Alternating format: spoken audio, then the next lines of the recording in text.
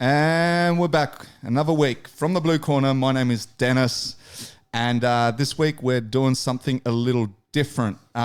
Different because, I mean, it's still, I guess, in the combat sports kind of space.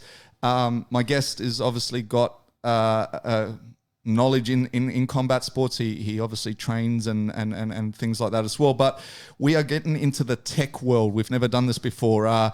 But we're going to explore this new technology that he has created. I don't even know if it's still in prototype or if it has been launched, or if not, it's going to get launched really, really soon. But I'd just like to speak to him and get his thoughts on obviously what this software does for, I will say for the combat field, but I do believe he's going to eventually branch out into other sports as well. So yeah, without further ado, I will introduce to you Benny Haz and his software program app, whichever one you want to call it, called Udokn, which the K is silent, I've been told. But before we go across, I just want to remind people as well, because I always forget to do this at the very beginning, is if this is the first time you've come to this channel, please make sure you subscribe. And if you're returning, remember to hit that like. But anyway, enough of that. And so we'll throw it over to Benny Haz. How have you been, and how has the start of 2021 been treating you? Hi Dennis, thanks for having me on, mate. I've been quite well, quite busy. It's been pretty hectic trying to get all this off the ground. 2021 has been quite challenging for me. Unfortunately, a couple of months, my brother passed away a couple of months ago, so that was pretty tough. It hit me like a ton of bricks, and I'm just sort of collecting myself and picking up the pieces, and just ready to move forward, mate. Ready to move forward. I have to say, obviously, condolences, and it's never nice. I have to ask, was it anything to do with obviously the global pandemic, or was it? No, not at all, mate. Without going into it too much, it's just a little bit of cholesterol broke off and clogged his artery, and he simply just dropped dead, mate. So it was a big shock to us all. He was only 48, had a wife and family, and it's just one of those things. You never know when your time's up. There's no guarantees here on planet Earth. You just got to live every day as much as you can, and make the most of the time while you're here, because you never know what's going to happen tomorrow. I totally feel you, and I feel as we get older, we really do realize that our days are numbered. Most definitely. Because when you're young, like, you just feel like life is forever. Like, you don't even give death a thought. You don't. And as I say, like, as you get older, I mean, I always say that the same thing with parents, right? Like, I always find, like, it's funny when you first, and I don't even have a kid, so I don't even know if I'm talking out of my ass right now, but generally speaking, when you have a kid, they're very clingy to begin with, right? And so forth, like, to the point you'll be like, go to the bathroom, and they're like, not unless mummy or daddy's coming, right? Like, they're really clinged on to you. Obviously, and then they get into school, and the parent becomes uncool, and all of a sudden it's like, I'm going to take you to school. No, you're not. You can drop me off 3 blocks from school and I'll walk the rest of the way. That's true. Like, it really gets to that point. But I feel like as you get older again, like, I remember, I guess, when you kind of hit your late 20s, 30s, like, your parent, I'm not saying your parent becomes cool again, but you realize, like, the importance of them, and you start to really reconnect again, because obviously the cool factor doesn't really worry too much, but you realize once again that your time is limited, right? And it's funny how that kind of turns around. And I mean, you could probably correct me, because I know, as I said, I don't have a child, but you definitely do. No, a child definitely puts it all in perspective, for sure. It allows you to, to really see where all your time's getting spent, and evaluate how you spend your time each day, and how you can remain efficient, and your time is remained efficient in that perspective anyway. Yeah, for sure. But yeah, it's all about, as you get older, the older you get, you realize that time's not to be taken for granted, and you have a limited time here on planet Earth, and you need to use it wisely. I mean, there was one thing that a past guest of mine, Jens, said, and which I really thought was like awesome, which basically he went on to say that time is the greatest gift on earth, right? Like giving someone your time is literally the best gift you can give someone. And he was kind of like, it's the one thing we all wish we had more of.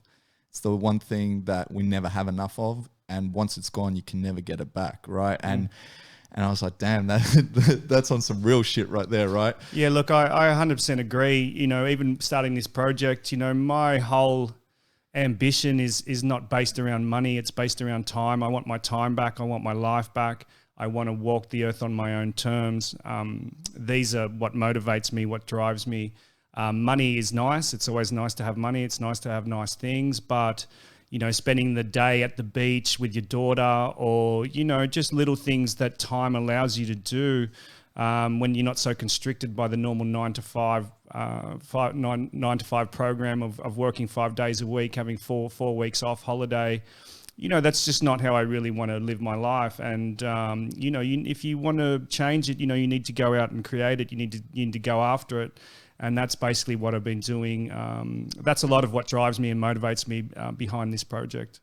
I have to ask, you said you want to live life on your own terms. Yes. What are those terms?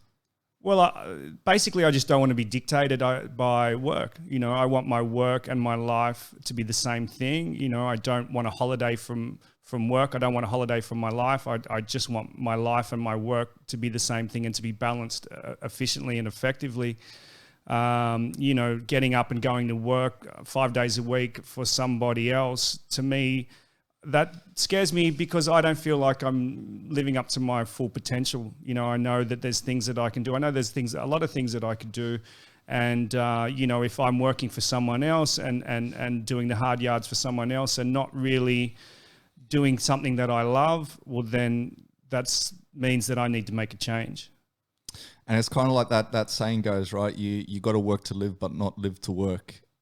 Yeah, that's correct. That's correct. It's you know, living your life on your own terms. It's like, well, you know, today I'm going to go and do a podcast with Dennis, and then I'm going to go and do some training in the afternoon, and then I'm going to go and pick up my daughter, and then I'm going to make her dinner, and you know, just rather than being okay, well, now I've got to get up at 6 o'clock in the morning. I've got to go to work. I've got to have some guy tell me that to do this and to do that, and to be under all this pressure, and you know, for me, that's not how I want to live for the rest of my life. Not at all. I've had a taste of it. I've had a taste of it for many years now. And, you know, there's better ways to live, but you have to make these things, these opportunities, they're not going to be just given to you. You know what I mean? You really need to create those and manifest those. And you know, you do that through a positive attitude and hard work, and you know, that's the tip I'm on right now. But when you talk about obviously having these pressures of turning up to work and the pressures that are placed upon you, being out in this world all on your own, do you not find that's got a lot of pressure? Because like, look, I'm in my own business as well, right? But like, and I remember a lot of friends at the beginning, they were like, get a real job, or you've got it so lucky because you don't have a boss to answer to and stuff like that. And I'm like, yeah, but at the end of every week, you're getting paid. True. Right? Like, people always see this running your own business as being like, as I say, like this, you've got it so lucky. Where I really find that there's a lot more pressure, because exactly that. If I don't bring in some sort of work this week, you're not getting paid. I ain't getting paid, right? Where at least, you know, having that 9 to 5, you know, okay, well, my mortgage is getting paid. This is getting paid because I just need to show up. Not to say that there isn't positives of having your own business as well, because I feel like you get what you put in as well. So there's definitely, you know, I don't even know what to say, but the security, the safeness and security around having a full-time job. Yeah, it's undeniable. You know, you get your public holidays, you get your holidays. You know, you have your sick pay. You know, at the end of the week, regardless of how many mistakes you've made, you're still going to get paid. You know, it's all there. Look, I've enjoyed that safeness and security, but I feel pressure because I'm not living up to my full potential. You know, I feel pressure because I'm doing something that I don't want to do. You know, I know I could make a change. I know I could do something else if I really put my mind to it, you know. So I feel that sort of pressure. Although those things that I just spoke about, it's very nice to have that comfort zone. But, if you just stick in your comfort zone, well, then you're not really going to, you're not going to achieve greatness. You're not going to achieve anything much else because you're still stuck in your comfort zone, And, I feel pressure from that. Yeah, look, not having an income and not having those sense of securities, that is pressure, but I don't really feel it too much. Like I feel commitment. I feel like, okay, yeah, look, I'm well in this, and there's no backing out of this. I feel sense of commitment, but a sense of pressure. I think with my martial arts training, I think that's helped a lot. Definitely pressure is, when you've got like 5 or 6 guys that are fresh, and they're coming after you, one by one. And, when you're grading or something like that and, you've got to defend yourself, that's pressure, that's high pressure or, that's even just through all the training and stuff like that, you learn to handle those emotions a lot better. So, yeah, look, I do feel pressure, but in different ways. See, and I was going to say that was the perfect segue to bring it to the martial arts space, because that was the one thing that I wanted to kind of say martial arts has brought me, which was get comfortable in the uncomfortable, get out of your comfort zone, right, so to speak, dealing with setbacks and things like that. So that definitely, as I say, martial arts is a great kind of teacher of life itself. But speaking of martial arts as well, like as I said, we'll get onto obviously the program that you've kind of created. But like before we do, I just want to kind of like get your history on the martial arts in the sense of how you first got in the space, I guess. What initially drew you to martial arts? What martial arts you practice in? What is the Benny history of martial arts? Sure. Well, look, my dad, he did karate before I was born. So, he was some of my early memories. He was always like beating us up. He's always doing spinning back kicks and, saying, what's the back kick? What's the front kick? And, he's just rumbling with me and my brother all the time, I remember he brought home from the video store Revenge of the Ninja and Enter the Ninja. There were some ninja movies back in the day. They starred Sho Kosugi, who was like the original sort of Hollywood ninja at the time. And they just had a massive impact. I was a massive Star Wars fan and I love Luke Skywalker. And, I think being a ninja was probably the closest I could ever get to being like a Jedi. So yeah, that really sparked my interest 100%. But it wasn't until I got till about 12 that I started training. And I think I drifted in and out of it through the early teenage years. Like I started training Goshin-Ryu karate with my dad. But, I had a lot of other things going on. I was I loved skateboarding. I loved hip hop. There was so many other distractions in the city. So I drifted in and out of it, but sort of really got into it when I think I was about 15, got into Goshin-Ryu karate. And I loved it. I loved it. I was training like 3 or 4 times a week. I was competing in tournaments. We're doing like point style type of fighting. It was really my main focus, and that kind of kept me off the street. A lot of my friends were sort of doing some really dumb stuff at the time, and which is fine. But it sort of kept me focused, and I was able to steer clear from a lot of the stuff that was happening around me. I got my provisional black belt in about 4 years, and I think I was state champion there. I think I got a state title once in points fighting in Kumite. I loved Kumite. I loved sparring. Kata wasn't really my thing, but it was part of martial arts. So I just really loved the training. And I loved the progress, and it just really did me a lot of good in those teenage years. For sure. So, I stuck with it, but, eventually I started snowboarding. First time I went snowboarding, I was like, that's it. This is what I'm going to do. I come from a skateboarding background, and, I just fell in love with snowboarding, and I was just like, okay, this is what I'm going to do. So I did that for nearly 10 years. It took me on an amazing journey all around the world. Got to judge competitions and run competitions, run events, build half pipes. And, I think that was really something that I was meant to do, because so many doors just opened up for me while I was doing it. I had an amazing time, but I couldn't really commit to martial arts while I was doing that. Admittedly, I was kind of partying a lot as well and just sort of living that snowboarder lifestyle. A lot of fun. But, that sort of finished up for me when I was around 30. And, I wasn't skating anymore. I wasn't snowboarding. I wasn't doing any activity. And, the UFC was really getting some play now through Foxtel, through some of the shows on Foxtel.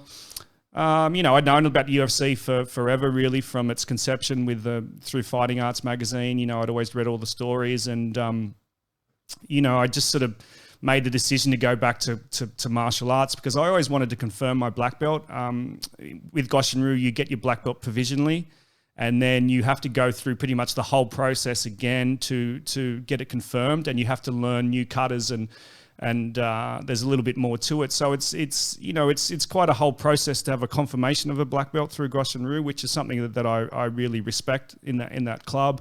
It's definitely not, you don't pay the money and you get your belt. There's definitely a lot of time and effort that need to go into it. And I stepped back into martial arts. There's a lot of things that I could just pick up and do straight away. I had a lot of muscle memory from those early years, but there was a lot of things that I needed to relearn, like all the cutters, for example. I was never a cutter person. I kind of thought that I would breeze through the confirmation grading because I'd had that such a strong past. But realistically, it took me another 4 years to get to a standard to confirm my grade. So that was a good. I really wanted to tick that off. That was something that I wanted to finalize. It was always something in the back of my mind, like, Ben, you really need to confirm your grade. So I was really happy to do that. Then after that, I just kind of, if I was to progress further in karate, and I loved karate, but if I was to progress further, it meant driving around to the different dojos around the city. The traffic in Sydney is nothing like it used to be. I was able to do that quite easily, when I was a teenager, but I think I just needed to change. Langy's MMA was, it's Sydney's first MMA school, Sydney's first BJJ school. It's been there forever. I lived just on the next block. My parents bought a house just in Manly, just on the next block from Langy's. And it was somewhere that I always wanted to train. I never knew anything about jiu-jitsu or anything like that, but I just knew it looked like a legitimate club, like had no bells and whistles. It was it just looked like a place that I wanted to train. And I always popped my head in there and had a bit of a look because I was just so close to it. And then eventually it just made the change. I was just like, okay, I'm going to go and do Muay Thai. So I still haven't rolled yet. I still haven't done jiu-jitsu, but I've been training Muay Thai for at least probably the last 8 years now through Langy's. Just been amazing. Just loved every minute of it. The instructors there are fantastic. It's been a really learning process, adapting my karate techniques to the Muay Thai techniques, and learning what works for me and what doesn't work for me. And I'm getting a bit older now too. So I can't sort of train or do some of the things that I used to do, but just sort of switching to Muay Thai and karate and Muay Thai are predominantly the same. They're striking arts, but they're different in their approach. The kicks are different, the punches are different, the blocking is different, the movement's different, the footwork. So, and I guess I wanted to ask you about that because obviously, a couple of weeks now, we just had this circus fight, which was Jake Paul versus Ben Askren, right? And it brought up the whole thing about, can MMA guys compete in boxing and vice versa? And I always try to explain to people like exactly that yes, they're both forms of striking, but they're so different. And especially when it comes to, I guess, when I say MMA to boxing, is the stance even, right? Like it's just like when you're worried about having someone take your leg and stuff like that, you straight away from the word get-go, you as I say, you're in a different stance. The way you slip punches and everything is totally different because you're not worried about a knee coming up through the center or things like that. But like in your sense, like when you say like having to adapt from karate to Muay Thai, what are some of the differences that you really found? Definitely the kicks. I had muscle memory from doing karate, and the way you do a back leg mawashigiri, which is a back leg sort of round kick in Muay Thai. I guess to somebody who doesn't know what they're looking for, it looks quite the same, but the hip movement is completely different. And it's the whole thing. I have to unlearn what I've just learned, like that whole saying that, the Bruce Lee saying, unlearn what you, and that was exactly true. I really had to stop doing my karate techniques and really think about how this Muay Thai techniques are working anatomically, because I was just doing them wrong. And it just took me so long. And even now I don't, with all the training, with the years and years and years of training, I do know when I have done a good Muay Thai kick, and then I know when I haven't, you know what I mean? And it's a lot of things too with the footwork, like I take a longer stance, being from karate, Muay Thai, traditionally you're on the back foot a little bit more, and you're, you've got to check those kicks. When I spar with the Muay Thai guys, they kick my legs all the time. I'm still sort of darting in and out like a karate fighter would sort of do, rather than sort of sitting there and staying in the pocket and lifting up my front leg. There's many different things that I noticed, but I don't want to just completely disregard those karate techniques either. Although I really enjoy the power of the Muay Thai techniques, I love the movement of karate, so, it's not like I want to completely dismiss it. And I don't think I even could, because of the way that the amount of time that I've spent doing karate, I can't just stop it. I can't just stop those techniques. So it's a lot of fun just combining the two, and putting the two and two together. And, sometimes I always think, who would win? Like, who would win from a karate guy and a Muay Thai guy, it's just not a question that I can answer, because it comes down to the individual really. But, they both have their benefits, and, they're just a lot of fun. And that's just why I love martial arts. I just love learning new things and training and being physically active. And that's what draws me to these types of sports. It's kind of funny that you said you wish you could kind of work out who'd win between karate and Muay Thai. And I guess that's where mixed martial arts came about, right? When you really think about the original concept of, even like the UFC, it was like, let's put a boxer up against a BJJ practitioner or whatever. And you really, where I find now MMA is actually an art of its own. Like, you know what I mean? Like, yes. you can literally go to these gyms now and take an MMA class rather than a Muay Thai class or, a wrestling class. Like, obviously they will still break, certain fundamentals apart, but like, I think that's why we've kind of got lost in it now, because it's no longer trying to figure out which art is the best art or the most efficient art, because I kind of feel like now it's become an art of its own. Do you kind of get that sense? Yeah, yes, totally. I definitely agree. I loved the early days of the UFC. It's like the video game Pit Fighter, or Street Fighter. It really was karate versus the boxer versus the wrestler. Even down to the different uniforms that they wore. That, to me, those days were awesome. And obviously now, if a kid goes, okay, I want to learn how to fight, I want to do martial arts, they're going to want to learn how to do everything now, because they see the UFC, they see, okay, well, if I want to learn how to fight, I have to learn how to wrestle, I have to learn how to do jiu-jitsu, I have to learn how to box and kick. And, it definitely has evolved to its own art form. But, from my perspective, I think doing a traditional martial art, even like Taekwondo, can really help you, because you learn to fight moving forwards and you learn to fight moving backwards. You learn to fight off each stance, like your right hand forward, your left hand forward.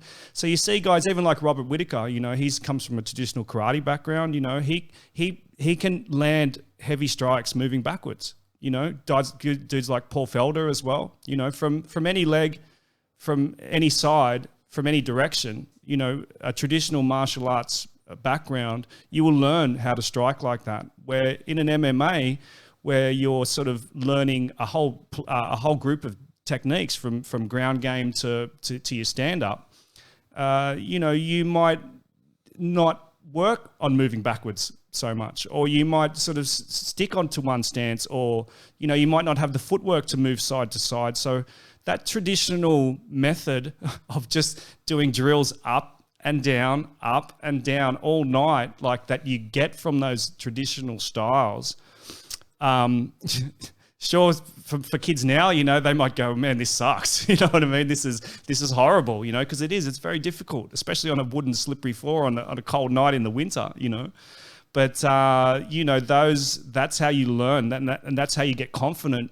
You know, even dudes who, you know, even Robert Whittaker on the weekend, you know, he fights with his hands so low because he has the confidence in himself. He knows that he can move. His his footwork will get him out of the way, you know. And I think that all comes from a traditional background that I think moving straight into an MMA school, you will lose a little bit of that. Do you think he keeps his hands low because he's so confident of his movement? Because I always thought he kind of kept them low in preparation for someone shooting for a takedown. Yes, right. Yeah. So I kind of felt like he keeps them low, because I remember the first time I really seen him implement that was when he fought Carlton Smith, and everyone was saying like, this guy's just going to take Robert down and beat him, and then Rob came with that real, like his front hand was right down, like it wasn't even like half up.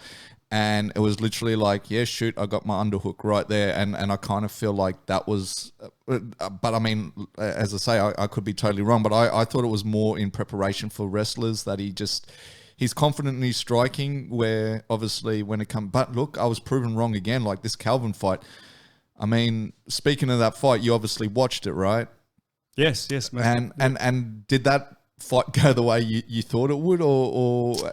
Oh, I thought Bobby would outclass him for sure. Kelvin's no slouch, but to me, Robert's always been, when he was on his tear, you know, before he was champion, you know, he was easily top 3 fighters in the UFC, if not the best fighter in the UFC from my perspective. So, you know, it's been really good to watch his confidence grow as he's been getting back into the game after his layoff and obviously after losing the title. You know, I thought he would beat Kelvin, but just on him having his hand down like that, yes, you're right. Obviously he does, you know, he keeps his hand down for many reasons, you know, but I think he is very confident in his footwork and his distance, his management of the range and his distance. He's very confident. And I think that comes from his karate background.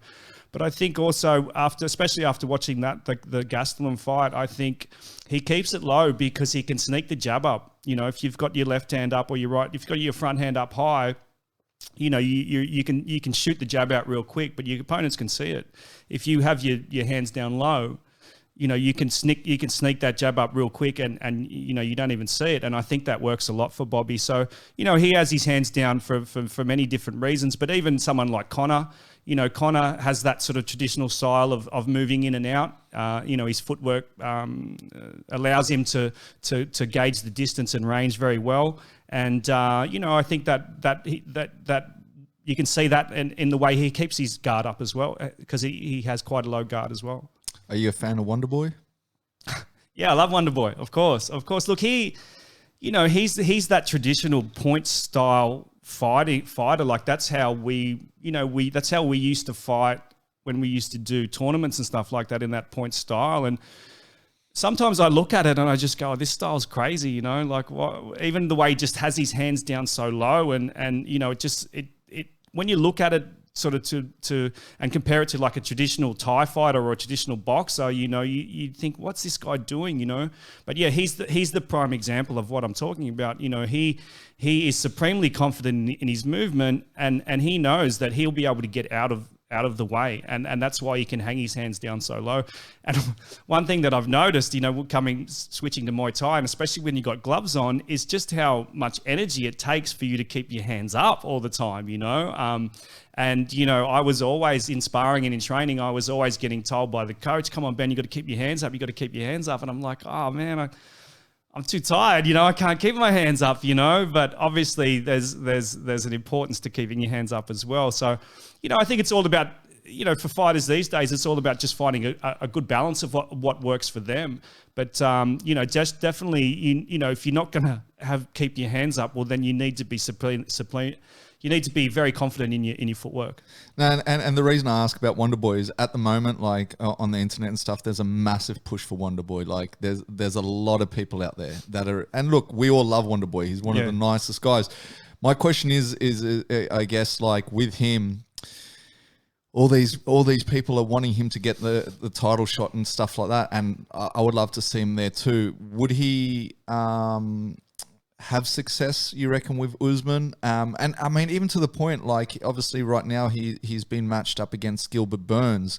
Do you like that matchup, or do you think that's a matchup? And the only reason I say, look, I'm not trying to take anything away from Wonderboy. Like, as I said, I'm a fan too. But I also realize that, you know, Father Time does catch up with people. And I just feel like, are we all kind of like hoping for something when he is kind of, and I'm not even saying he's on his downturn right now, but I mean, surely sooner or later it is going to affect his performance. So, like, how high are you on his stocks right now? Do you think he's gonna climb the mountain of Gilbert Burns and he's going to accomplish that? And two, do you think he will get a title shot soon? And do you think he would give Usman, who at the moment is undeniably the best in that division, do you think he would give him some sort of problems? Oh, Wonderboy would give anybody problems, man, for sure, 100%. Look, it was disappointing that he didn't get the title. I think he fought Tyrone twice for the title, and he didn't get those. Yeah, look, you know, as much as I love Wonderboy's style, you know, it is a little bit limited, you know, but he does have extremely good takedown defense. I think it's some of the best in his division. You know, his movement, he's such a puzzle, you know, but, you know, there's dudes who can take strikes very well. You know, Gastelum's one of them. You know, he took a lot of shots off Bobby on the weekend. You know, there's not a hell of a lot of power in Wonderboy's techniques. Not saying that he kicks and hits soft, but, you know, with that sort of more karate style, you know, he can get solid shots on people, but they seem to not react to them too much, you know. So, you know, and I think people are sort of working him out a little bit, finding his weak points and sort of concentrating on those weak points a bit. But, you know, as they say, you know, you can't bring guys into training to mimic his style, you know what I mean? And that causes a lot of problems. Look, I do think I'd love to see him fight for a title again, and I do think he has the potential to win it still. You know, I don't think he's getting too old. You know, he seems to be very fit, and, you know, just one of those individuals that works extremely hard and is willing to, you know, to really put it all on the line in fights. And I think, you know, he's copped slack before about not being so aggressive, you know, just sort of waiting, you know, similar to what, you know, Lyoto Machida used to do. And, you know, I think he's sort of switched his game up a bit too, and he's being more aggressive now. And he's really going after it rather than just playing the waiting game, playing the counter striker. So, you know, who knows? You know, anything could happen. But, mate, I wouldn't write him off right now. No, not at all. And going back to Bobby, what do you reckon went wrong with the first fight against Izzy? Do you think it was more to do with, I guess, something that Rob did wrong? Or do you think that Izzy is just that great? I think, well, what a lot of people don't understand is Whittaker pulled out of fights twice on the night of the fight due to serious health conditions, right? I'm not sure what both of them were, but that severely interrupted his whole momentum, his progress. It halted his career, and he had to take a break from it, and you know, really, obviously he had those two wars with Yoel as well, and then, you know, to have to pull out of fights, you know, the night before, you know, go through all the training camps and not have to fight and everything. It disrupted his whole game. And, you know, then he took the layoff and everything. And when I can't quite remember, but I think Izzy was one of his first fights when he was coming back from his layoff. So that's, you know, Izzy's an extremely hard fight for anyone, whether or not you're just coming back into the game. And, you know, anybody who's watched Robert's career knows that he didn't fight a good fight, and he wasn't as strong and as sharp as he normally is, and a tactician as he normally is, I think what really happens, and this to me this happens to quite a lot of fighters who watch the previous fight. The previous fight was Gastelum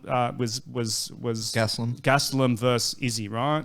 And Gastelum hit him a bunch of times, right? And that was really the first time we'd really seen Izzy get hit so much, right? So Bobby's watched that and gone, yeah, well, I can hit this guy. You know, if Kelvin can hit him, I can hit him, right? You know, and so, you know, you could see Bobby, okay, I'm just going to go in here and try and take this bloke's head off, right? And obviously Izzy's he's one of the best in the game with counter strikes, and you know, he could read that. He could get those reads off Whittaker, and you know, it wasn't the same guy. It wasn't the same guy that went through that tear and tore through everyone to get the title. You know, you could see that, and now, you know, now he's with the last couple of fights that he's had, you can see his confidence growing and growing and growing. You know, he beat Cannonier, you know, solidly. You know, and even, you know, as we mentioned before, you know, in the octagon with Kelvin, he's got his hands down. You know, he's back to his best. You know, this Robert, I think, will definitely really push Izzy a hell of a lot harder. And I think the first fight, he just wasn't. He was off his game, and he had good right to be off his game because he had all these previous setbacks. And I also feel like it was a mental thing, and you're right. Like he went in with the wrong game plan for that. Like absolutely. And I think, you know, it was great seeing Calvin have that success. But let's not get it twisted. Calvin took a lot of shots to get those shots, right?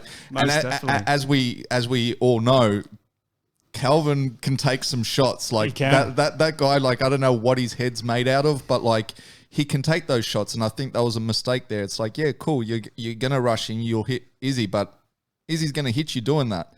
And unless you're a Calvin, you can take those shots. It becomes a bit of an issue. But yeah, I mean, since he's come back, he's obviously, he outclassed Till, as you say, Cannonier, now Calvin. Do you think he's the next title shot again? Like, do you think he deserves it? Have you seen enough out of him in the sense of, do you think he'll make the right adjustments now? And also, do you feel like he is a real threat to Izzy?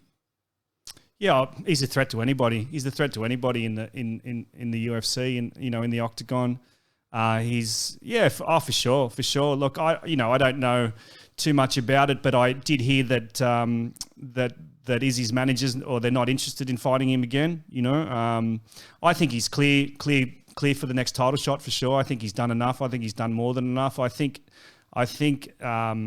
when Robert fought Cannonier, Izzy said, "Okay, Cannonier, demolish Whittaker. You're next at the title, right?" So, you know, Whittaker demolished Cannonier. Now he's demolished Gastelum, Kelvin. So, you know, he should be the next title. He should get the next title shot for sure. And yes, 100%. I will lean towards Robert beating him for sure. Yeah, see, I kind of feel the same way. I really do. I think, look, Marvin's the only one that's making a case as well. And I said, like, in the post-presser, Marvin was quite smart the way he worded things. He basically said that Izzy was wanting a fight in June. And obviously Rob said that he would like to make that fight in September, hopefully here in Australia if we can open the borders.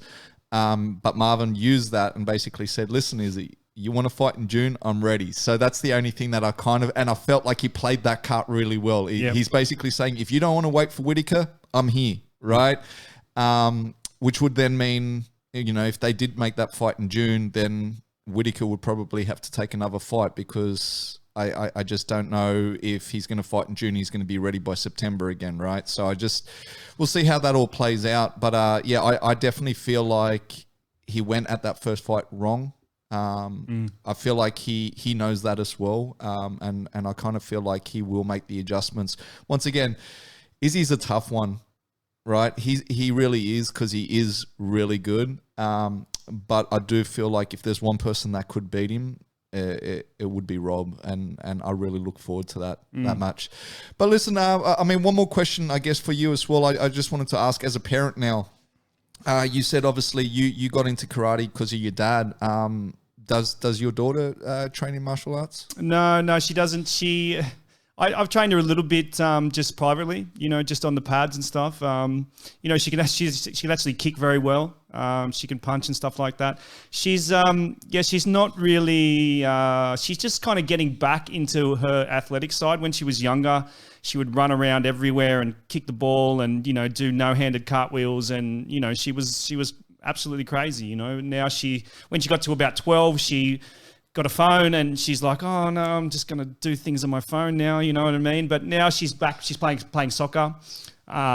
She's getting into soccer. She always used to love that. And I'm seeing that more athletic side of her. Look, I'm not going to push her into it. I know the benefits that it gave me, but I've taken to a couple of kickboxing classes, and we do some stuff here and there. I'd like to see her get into some jiu-jitsu or something like that, but that's up to her. I'll definitely push her if she'd like to sort of, I'll give her that opportunity if she'd like. I'll continue my own training with her. I've said to her, look, if you want to travel the world, no daughter of mine is going to travel the world who doesn't know how to land a solid kick to the groin or a nice finger strike to the eye or something like that. So we need to sharpen her up and stuff like that before I'm going to let out the gate altogether. All the techniques that are potentially illegal, but obviously in the street fights it doesn't really matter. So, look, I mean, the great thing about especially arts like BJJ as well is like it's never too late, right? So I find like BJJ is such a beautiful sport in the sense of I remember one person asked me and they're like, I'm 50 something years old. Like, is it too late to start BJJ? And it's the one sport where I kind of feel like, no, it's not. Like you can pick that up at any point in your life. So you never know, once she's done playing soccer and once she's traveled the world, you never know, like eventually she might turn around anyway. Because, as I said, it's one of those sports that doesn't have an age in a sense. Yeah, that's correct. But look, why did we get you on? And Udokn, you've been in this development world for a little while. I guess first, what does the name represent? As I said, the K is silent. How did you come up with the name? And what was the original concept of this? I'm still not 100% if it's software, if it's app, if it's like what it is. So I guess take me through kind of the history at the moment. We'll start at the beginning, like where did the initial idea kind of spark up? What was it initially trying to represent? And how'd you even come up with the name? Okay, yeah, I guess, look, I'll start with the name. If you want to register a business now and come up with an original name, an authentic name, pretty much everything that you can think of is taken, right? And they have even things like domain brokers and stuff like that. So if you come up with a domain name, someone's probably already owns it and they'll sell it to you for like $5,000. I wanted to come up with a name for my platform, which was original name, something authentic, something that, that when you say that name, that's the only thing that name will represent, and that's very difficult to do, especially given those reasons, social media handles, web domains, business names, all the good names are taken, so it's very hard to come up with something original. I threw around a few different things here and there, and I come up with Udokn. Or first it was Udokn. So the K was pronounced. Then, just sort of doing the research over the last couple of years and speaking to people about the product, I just found that it was quite difficult for people to pronounce, which was sort of a bit of coming from, I've got a bit of a marketing background and I realized that I needed to sort of just make the name sound better. And I knew I'd eventually come up with something. And so now I just sort of broke it down into an acronym. So so it's UDOKN. So the UDO is you do. So that's the physical. That's you doing your karate, you doing your Muay Thai, you doing your yoga, you doing your dancing, whatever this platform, whatever you're using this platform for. So that's the you do. And then the KN is in knowledge. So when you pronounce knowledge, you say the N, the K silent, you know what I mean? So, you have the you do, which is the physical, and then you have the KN, which is the knowledge, which is the mental. So it's sort of like an acronym in a way. But Udokn, it's just a name that's short and sweet. You know, I have a nice U logo. You know, like I said, I just wanted a name that represents just my brand and my platform, my software, and nothing else. You know, sort of like your Googles and your Ubers and stuff like that. And so when did this idea spark? Because I know you've been at this for quite some time now. Like it's not obviously something, you know, a lot of people have started stuff during the pandemic. I believe you obviously started this way before the pandemic. So this has kind of like been bubbling for a little while. So when did you originally come up with the idea? And as I said, like the idea has changed over time. So what was the original idea and I guess even why? Okay, so look, I've been working on this for about 7 years now. You know, so quite a long time. And yeah, it has changed. You know, it has progressed. It has evolved. You know, I sort of just started off thinking of ideas to do, like similar how I, you know, spoke at the start of the program about, you know, wanting to live my life on my own terms and living up to my full potential and creating something, making something manifest. You know, I thought about doing something in the martial arts space. You know, especially kids martial arts at the moment, like it's huge, you know, and I was like, okay, maybe I'll do a children's book. And then it's like, okay, if I do a children's book, I'll need a digital add-on, you know, so then I was like, okay, I'm going to do this website, you know, and then, you know, things just sort of evolved from there. But my original idea was sort of just to, you know, have some functions and features around sort of traditional martial arts styles, like from a digital perspective, pretty much turning the bricks and mortar dojo into something that's online, like a community space where people of that club can engage with each other and talk about martial arts and so on and so on. You know, have like a belt grading system, some gis where the kids could change the color of their gis, and you know, you could have a taekwondo gi, and you know, if you did karate, you could have your karate gi and your jiu-jitsu gi, and you know, it was very different to what it is now. But I just sort of was tossing around these ideas, you know, and I thought, okay, well, I'll do this website. The website will cost about 20 grand. You know, I'll be able to do that. And then it was like, okay, well, if I'm going to do a website, I need to do an app. You know, apps are heaps better. That's probably going to cost about 100 grand. Okay, if we're going to do that, well, then I'm going to need to get investors, you know. So, you know, for me, it's just been just learning how to get this sort of thing off the ground. You know, I come from a bit of a graphic design background, so I'm able to put things on the screen, you know, how I want them to look and that sort of thing. And, you know, just sort of gradually sort of building it up through that method. And you know, I've had to get investors on board. You know, I've had to learn how to launch a startup. You know, all these things I've sort of just made it up as I go along, and you know, I've had to jump over every single hurdle to get to where I am. You know, and that's just what I need to do to achieve my goal. So now, right now, you know, we've got the platform. I'll speak a little bit about the platform. It's essentially a booking right now. It's a booking and billing system. It allows businesses to create a timetable where their students can join the classes in that timetable. It allows businesses to create payment plans and options where students can purchase.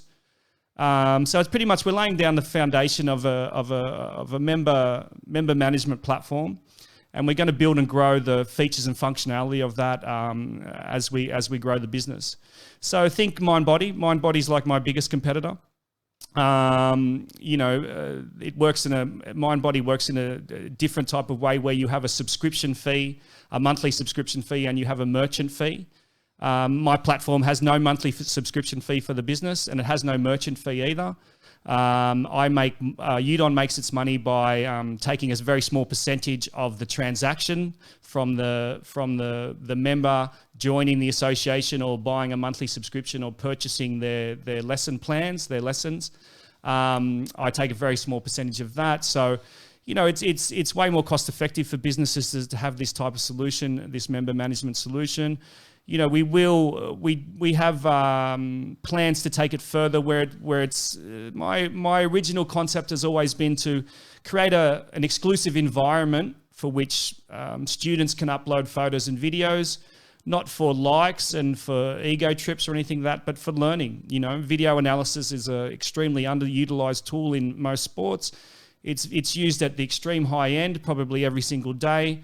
but at the lower end, the mid range, and it's not used at all. If you upload a video of yourself, doing any sort of technique, whether it's dancing, martial arts, or yoga or something, in your mind, you have a picture of how good you're doing it, like I'm killing it right now. I'm really, really good at this technique. And then someone films it for you and you have a look at it and you're like, oh, wow, I got to get my leg up so much higher, or, I'm really not as good as I was. And, that video analysis can be used to help people progress, So, I want to create like an exclusive environment so it's safe and secure, so kids can upload photos and videos of themselves training. The people in that business can comment on it and encourage them to practice.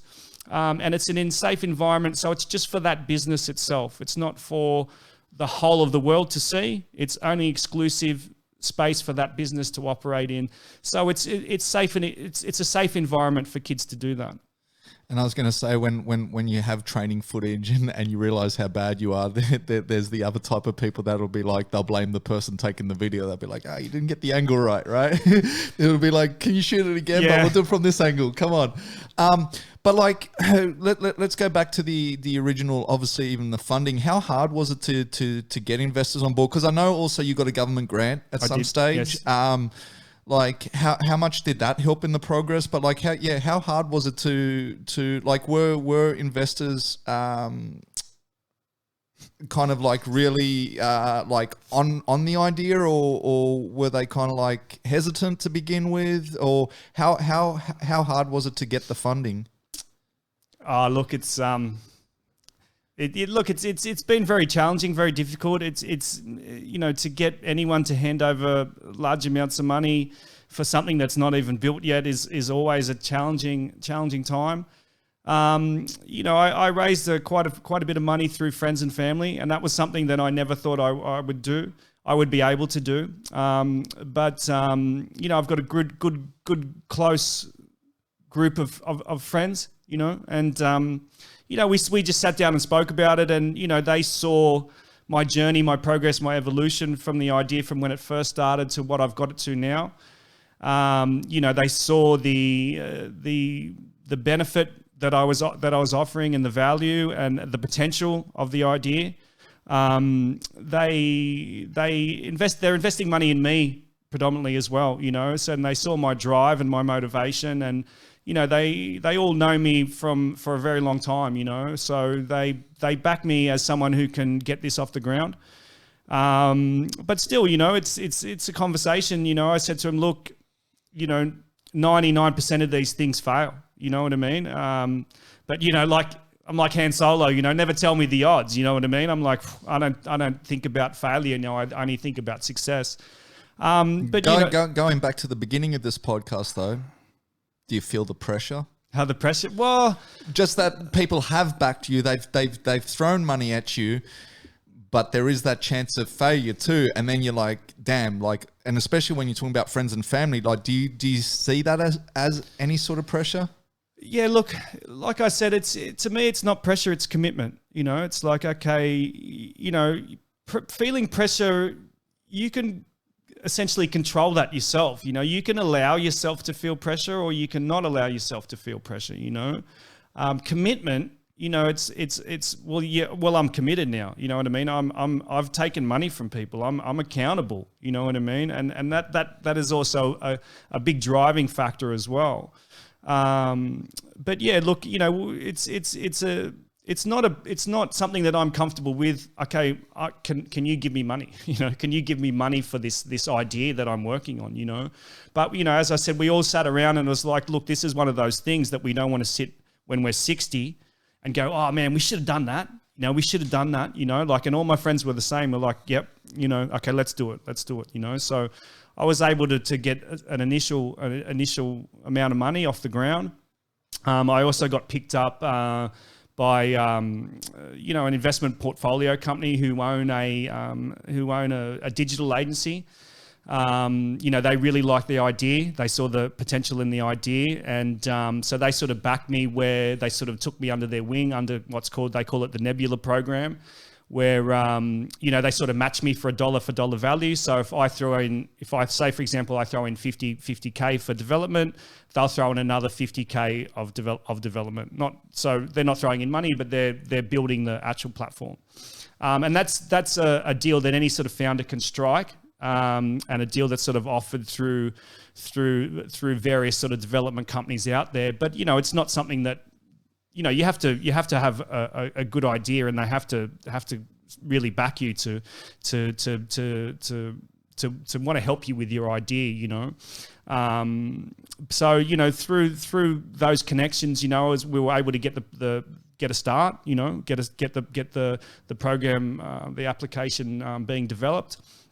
And, the government has been offering what's called an MVP grant. So the version that you see now for my application. So I'll just explain my application. My application is desktop software, right, which can be used on a phone. So we are building an actual application for it, which is halfway built. But at the moment, it's just desktop software, which is administration software for businesses that have group bookings. So my version, what you see now, is called an MVP, which is the minimum viable product. And for 5 or 6 years ago, the New South Wales state government has been offering grants for people like myself to get their minimum viable product off the ground. It's a $25,000 grant. I've been trying to get it for 4 years. Okay. First application got rejected. Second application got rejected. Went in, saw them, got some feedback, adjusted that second application. So that was like my third that got rejected. So I was really disheartened, because I was like, man, this 25 grand, I need to get this. I need to pay these bills. I need to get this grant. I need this to be part of my story. And I was really disheartened as to why I didn't get it, because even I thought I met all the criteria, but even if your business meets all the criteria, it's a competitive process, so you're still not guaranteed to get it. So it's very, very difficult. Can I ask you though, when you say you went in and you got some feedback, what kind of feedback does the government, I guess, give you, or the agency that handles that case? Like what kind of feedback are they actually giving you? Well, the form, the application, it's very ambiguous. You know what I mean? The questions, you could answer many different ways, So basically went in and I asked them why I failed, right? And I was told actually that I had quite a strong application. It's just that there was better applications for that round that they selected, okay? So, I thought I was pretty much done for. And then I rang them up. This was like a year and a half later. I just rang them up to say, look, I need this grant. This is what the MVP grant's for. I've got an MVP. I'm X amount of money in debt now. I need this grant. And I got onto the guy who actually runs the whole program just through this one phone call. He actually picked up the phone. And when you normally ring them, it's very hard to get through. It's a government department, right? So you never really get to the guy that you want to speak to. And I got to the main guy and I just told him my story. And he's like, Ben, come in. Let's go through it. It all sounds really good to me. I'm stoked that you're still trying, that you've made all this progress, you've made all this traction. You really have a good understanding of what you're trying to do. I think I can really help you out, because, the more grants that they hand out, the better it is for their program. The more successful grants that they give people, the more successful their program is. So, they actually do try and help. So, I went and had another meeting with him. And look, when I read back my old application form, when I went through for the new application, I could see how bad my application was and how much my business had evolved and how much traction that I could prove that I had made since the previous application. So I knew why I didn't get the grant from the previous applications. Are they on you though? Like, and what I mean by that, like, once you get it approved, is it a case of them signing your check over and that's it? Or like, do they now like need you to report back to them? Like, how does all of that work?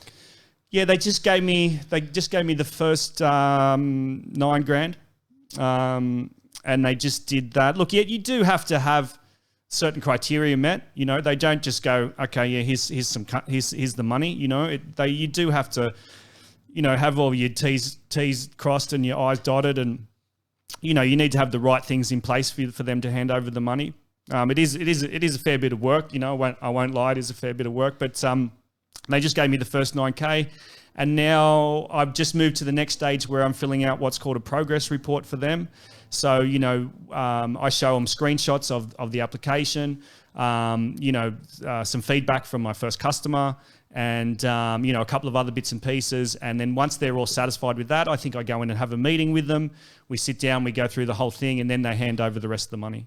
And so you say, obviously, your first customer. So I have to ask, like, where are we right now? Obviously, you've already mentioned that you're still wanting to create an app, which hasn't been done. It's more a desktop platform at the moment.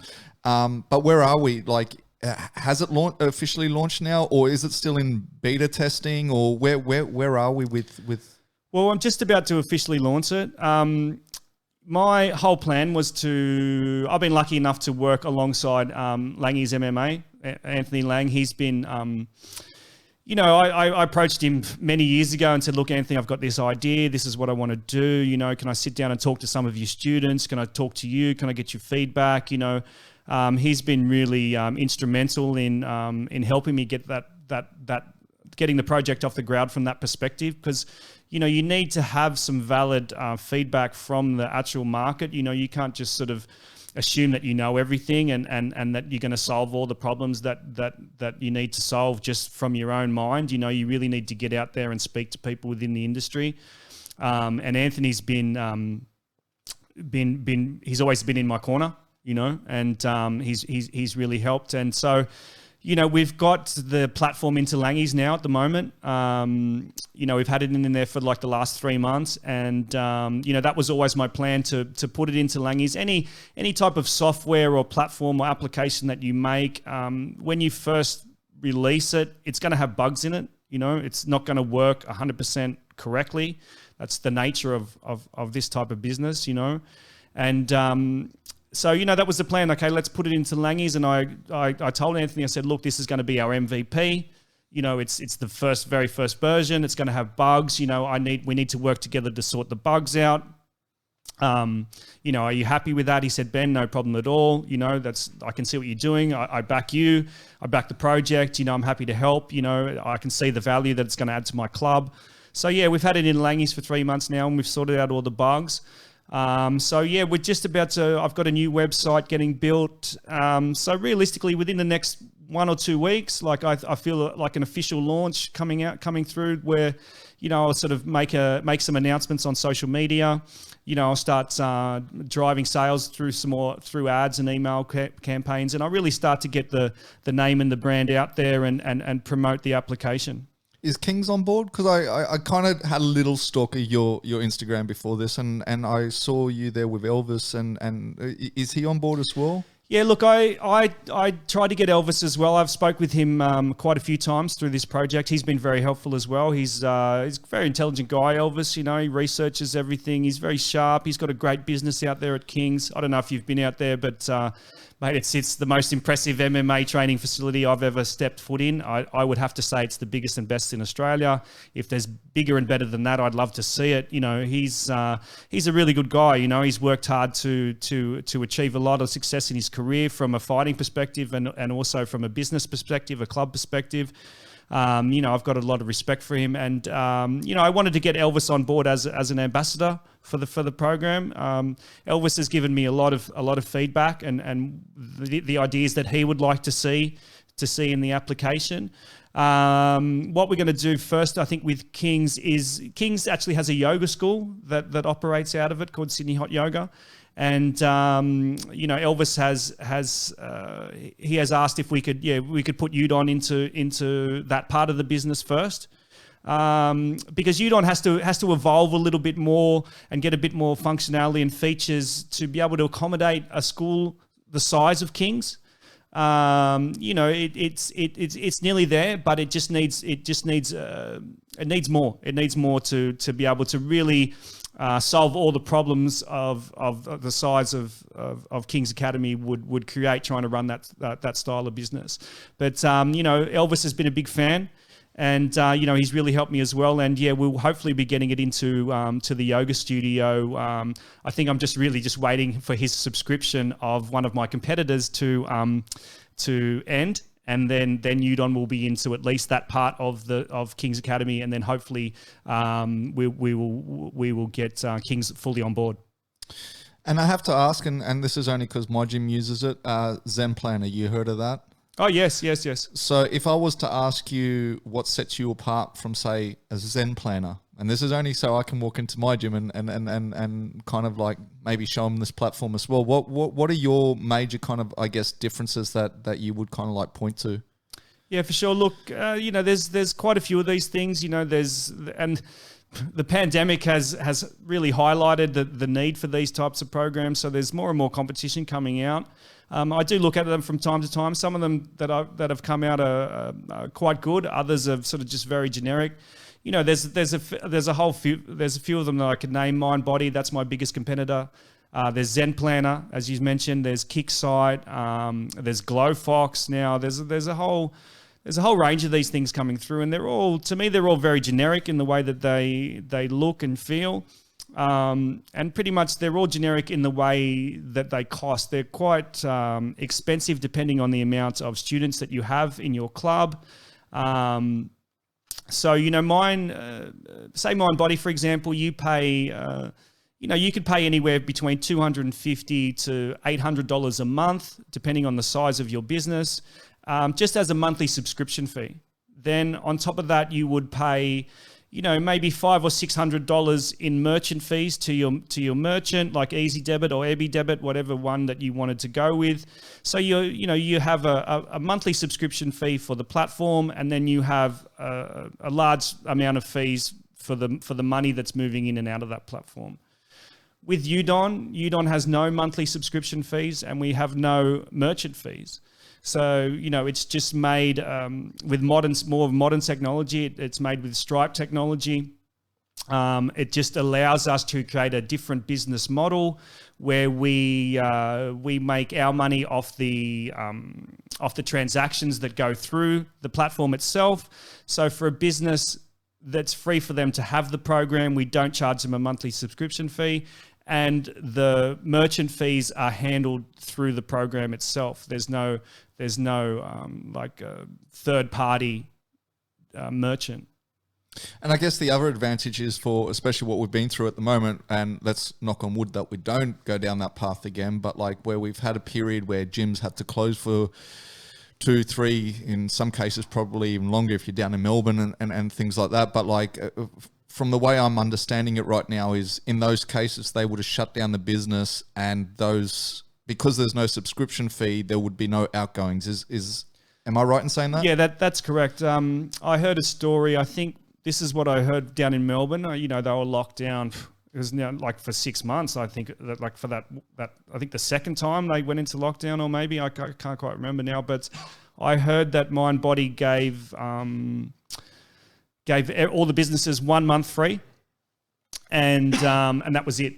So they shut their fees off for 1 month, and then for the rest. So if you're paying like $600 a month to have Mind Body, but you can't operate your business, that's it's, for me, that's pretty poor customer service. You should only be getting charged for these platforms while you're using them, not getting charged for just to have them. Another benefit of Udokn is it allows the customer, like the member or the student of the business, to be in charge of their own payment details.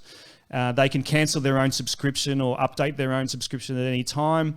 It just makes it a hell of a lot easier. For example, now I know with Anthony's old system he was using, if I said to him, okay, look, Anthony, I'm injured, I want to cancel my direct debit for the next 3 months, I would have to write him a letter. I'd have to give him like written sort of permission saying, Anthony, this is what I'm going to do. He would then send that to his merchant. The merchant would then take me off the subscription.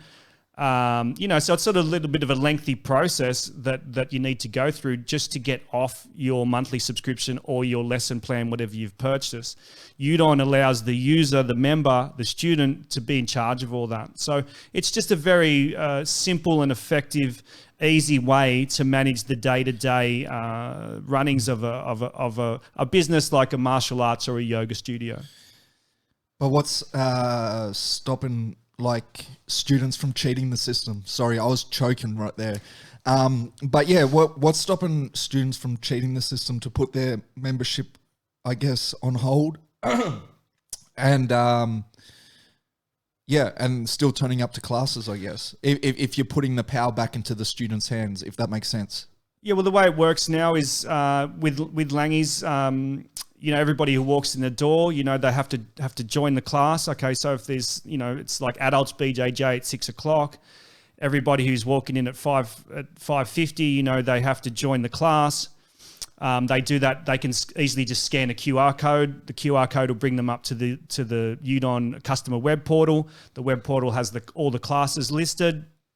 They join that class through the Udokn portal on the desktop. Anthony can see the class. He can see who's joined it. Obviously, if there's 20 people joined in the class, there's 20 people training in the class, but only 15 of them have actually joined the class. He knows who hasn't joined the class, and then he can speak to them about why they haven't officially joined the class. Anthony can see the parameters around their subscription, whether it's active, whether the card's been declined, or the payment issues. So he can see who has an active subscription and who has an inactive subscription. If you have an active one, you can join the classes. If your subscription is inactive, well, then you need to go and fix it up before you can go and join the classes again.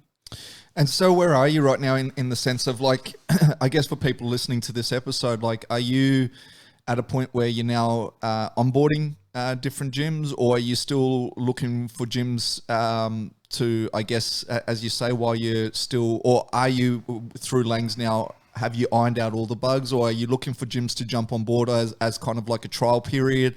Like, where are we at with that? Yeah, well, like I said, we're probably like 1 or 2 weeks away from officially launching now. So, both Anthony and myself, we're very happy with the platform and the way it's working. We've ironed out all the bugs, and we're good to go. So I'd invite any businesses that want to have a platform to give me a call or send me an email, and I can arrange a demo, and I can talk to them about how I can save the business time and money. Well, perfect, and I guess that's where we'll kind of round things up. But like for any gym or business that wants to have, as you say, a demo or get some more info on this product, what's kind of the best way, I guess, for them to reach out? You mentioned email. I guess you've got a web. Well, the website's not launched yet, or has it been launched? I don't know. But like, yeah, say a gym wants to approach you for a live demo or anything like that. What's kind of the best way of hitting you up? Yeah, look, I've got, I do have a website out at the moment, but that's just getting updated within the next 1 or 2 weeks. There's a member request form through that, a little portal where you can send me an email. Udokn actually has a Facebook. It has an Instagram. They're both just /Udokn or at Udokn. You can send me a direct message there. My email address is ben@udokn.com. So it's udokn.com. You can send me an email, or, that would be the best way to get in touch with me at the moment for sure. And actually, before I get you out, we'll just change it back to now, fights. Usually I would have ended it there, but just because I know you do watch a lot of the fights and you keep up to them, I always like to get fighters to give a few kind of upcoming fight predictions. So I'll just throw a few out there. We've kind of mentioned the Whittaker and Izzy, so I've already got you on there. Ty, he's got a fight coming up with Greg Hardy. Who do you like in that fight? How do you think that'll play out? What's your kind of opinion? So who is it? Sorry, Greg Hardy and Tai Tuivasa. Oh, Ty. Yeah, right. Bam Bam. Bam Bam. Okay. Mate, Bam Bam looked very much improved in his last fight, his last performance. I can't remember who he fought, but he fought a couple of weeks ago.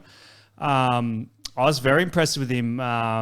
You know, he tells everyone he's a street fighter. You know what I mean? And that's sort of what kind of makes it exciting because, you know, you can see his authenticity, you know, coming from the western suburbs of Sydney. You know, he's like, yeah, man, I'm a street fighter. You know, this is what I do. You know, I fully get that. But, you know, you have to evolve as a fighter and as a mixed martial artist. And he looked disciplined the last performance. You know, he was patient. He was kicking the leg. You know, he looked like there was a sense of structure to his game rather than just going out trying to knock the guy's head off, which is what he previously, you know, that's his strategy, right? I'm just going to go in and I'm just going to knock this guy out. I'm just going to take his head off any which way possible. Where I can't remember who he was fighting, but no, he was very patient. He managed his range. He was kicking the leg. He was good, man. He was good, and he got the win. So, mate, I don't rate Greg Hardy at all, to tell you the truth. So, sometimes I don't watch all the whole card, and I don't even watch Greg Hardy fights anymore, to tell you the truth. They're pretty slow and boring for me. So, you know, I'll definitely watch that one because Bam's always exciting to watch, and I'd love to see Bam beat Greg Hardy up. So, you know, I definitely see Bam Bam for the win there.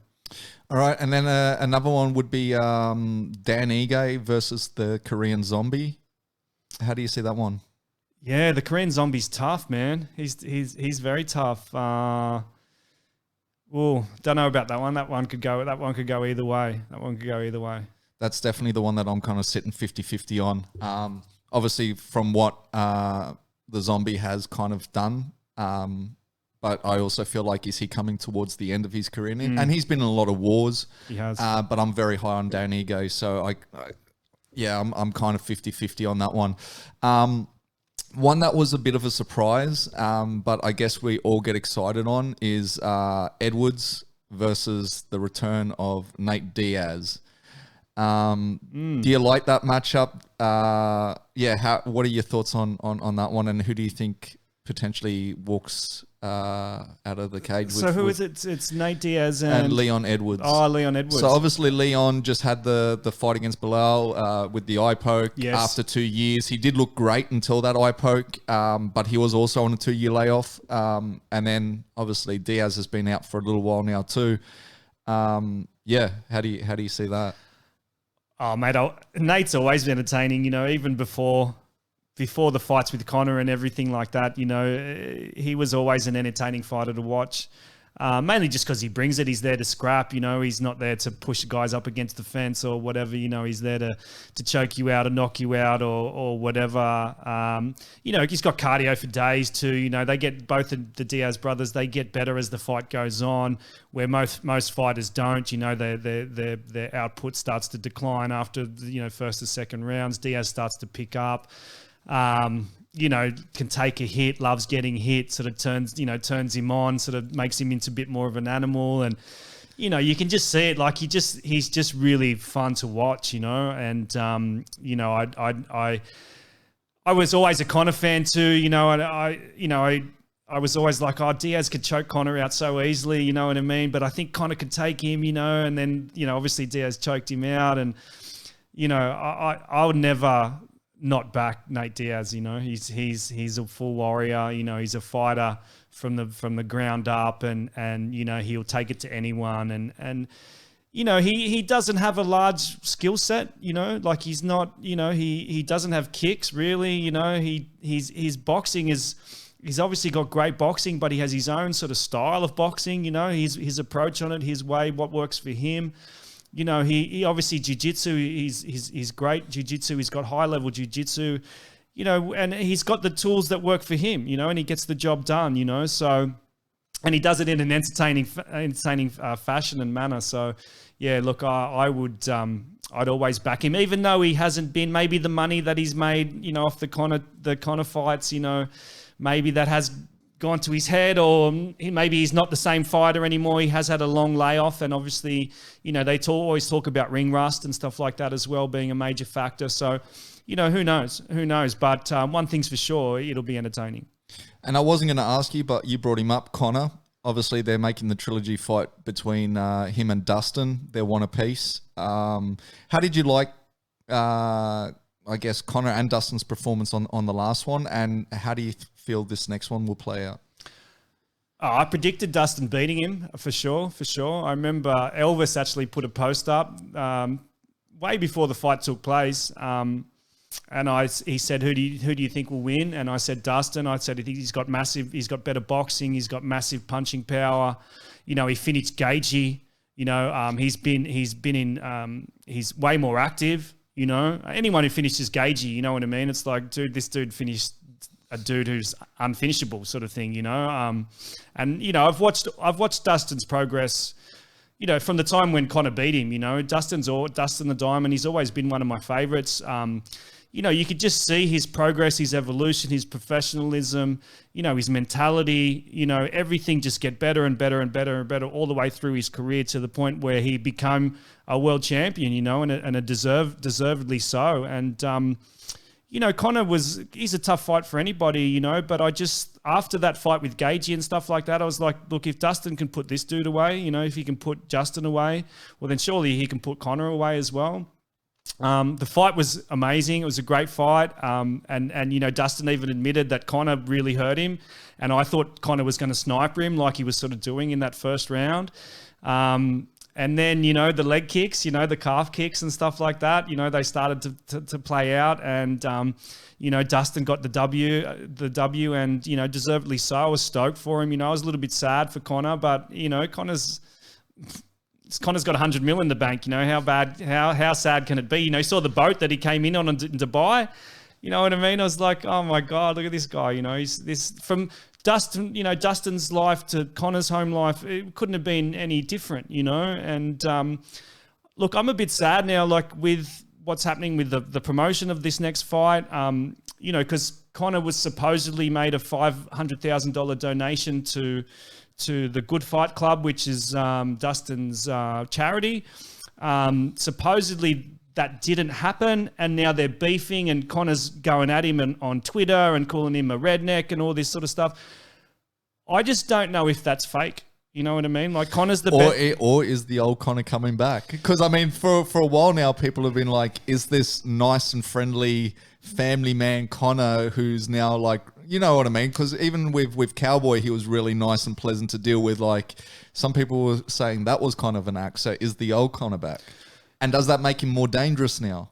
Well, look, Conor knows how to sell fights better than anyone, right? You know, and you just don't know what goes on behind the scenes. You know what I mean? And, you know, after that fight, you know, Conor has a lot of respect for Dustin, right? He whipped his ass, you know what I mean? So, of course, he has respect for him, right? And, you know, you never know the phone calls, okay, look, let's create this little thing, you know, I told you I'd give you 500K, you know, let's just say it didn't happen and we'll hate each other, we'll go after it. You know what I mean? Like, that's what I said. I just don't know if what they're doing is phony. You know what I mean? To sell the fight, because that's what does sell the fight. You know what I mean? Arguments and beefs, Twitter beefs and all this sort of stuff. It does make the fight sell, you know, and I just don't know if that's genuine, you know, and that sort of saddens me because it sort of turns it into a bit of like a rock and roll wrestling sort of thing. You know what I mean? And UFC has delved down into that path a little bit, and, you know, nobody wants to see it go there. You know what I mean? And,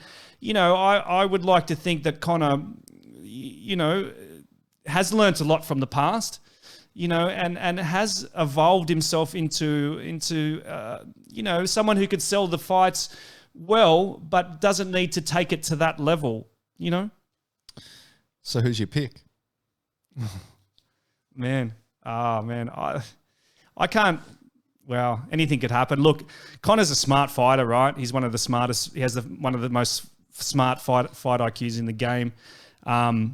You know, he's also a sniper as well. You know, maybe if he just pushed Dustin a little bit more in that first round, you know, he could have taken him out of there. You know, he's got the tools to take anyone out in the first round. But Dustin, you know, they call him the Diamond Man. You know, he's tough under pressure. You know, he gets better. He's like Diaz. You know, he gets better as the fight progresses. Where Conor, you know, everyone sort of knows he gasses in the third round and what sort of thing as well. Man, it's an interesting one to see how Conor adapts and adjusts his game. I don't think he can, in this short a time, learn how to check kicks. Like, we talked about me checking kicks at the start of the thing, like you can't, okay, I've got to learn how to check kicks, and even if for 6 months, that's all you do is train leg kicks. When you're in the fight, it's a completely different mindset. You know what I mean? Will you automatically have that muscle memory where you can just check the kicks without thinking? If he doesn't, well then, he's going to be in a lot of trouble again. So once again, who's your pick? Oh, okay, I'll go out on a limb. I'll say Dustin again. I want to see Dustin win. Dustin deserves it. Connor's got his, he's got many accolades. He's got a ton of cash. Dustin's doing the right thing for his, he's got the Good Fight Foundation. He seems like a legit, genuine person. He deserves, and he's worked hard. I've seen him work hard all the way up through his career. He deserves to be. Well, he's not champ at the moment, is he? He's no. They're fighting. Yeah. He was the champ though, right? Like who took the belt off him? Or did Khabib. Yeah, that's right. That's of course. Right. Yeah, of course, Khabib. Okay, Khabib's out of the game. Dustin's the second best in the world. He deserves the strap. This fight will hopefully get him to earn the strap again. He deserves it all, man. He's the in my book, Dustin's the quintessential mixed martial arts. He's had the one of the best careers that you could have, And speaking of which, I mean, obviously he got offered, I guess, or I would assume he got offered the title shot, but he rejected that to take the money fight, right? Which is a smart move in a sense, because I always said, like, by doing that, obviously he wins this fight, he's next in line for the title. If he went for the title shot, if Conor never got up to another title fight, then you've lost the money fight, right? So it kind of, in a business sense, makes a lot of sense. But having said that, you've now got Charles Oliveira fighting Michael Chandler for the title. Do you like that matchup? How do you see that one? Well, one, taking the money, you've got to be strategic in this game. You've got to have some sort of strategy, and you've got to have longevity, and you've got to make money, right? So I think that's obviously the smart decision, but also too the way it sort of played out with Michael Chandler coming in. Dustin was saying, okay, it's going to be Dustin and Chandler for the belt, right? And Dustin's like, no way. No, Chandler you can't have one fight in the UFC and then fight for the belt no matter who you are. And I agree with that. Chandler had a great performance against the Kiwi there, Dan Hooker, who's an absolute savage. But, he came out with a great game plan, stuck to it and knocked him out. I don't know too much about him because I don't watch a lot of Bellator, but he seems legit. He looked legit. Oliveira, I've always watched. I've always been a fan of. He's always been one of those guys that's been on the fringe. So it's quite surprising to actually see him up in title contention. I think he's a great fighter, but I don't he's not on the level of Dustin Poirier. You know what I mean? I don't see them. I don't see him being anywhere near the level of Dustin and Conor. So it'll see how it sort of plays out. But him sort of saying, okay, I'm not going to fight for the title because what was getting offered to him was Chandler, and that didn't make sense to him. So, I completely understand why he went with that decision. So who's your pick though? Out of Chandler and Oliveira? Well, I've always liked DeBronx. I've always liked him, man. He's got great jiu-jitsu. He's got really solid Muay Thai.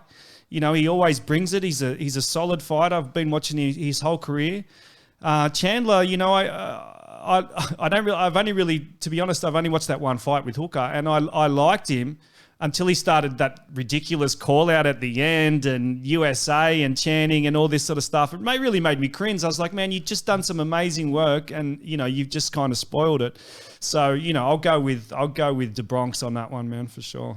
Beautiful. And last but not least, and then I'll get you out, is the latest series of Tough, the long-awaited match between Alex Volkanovski and Brian Ortega.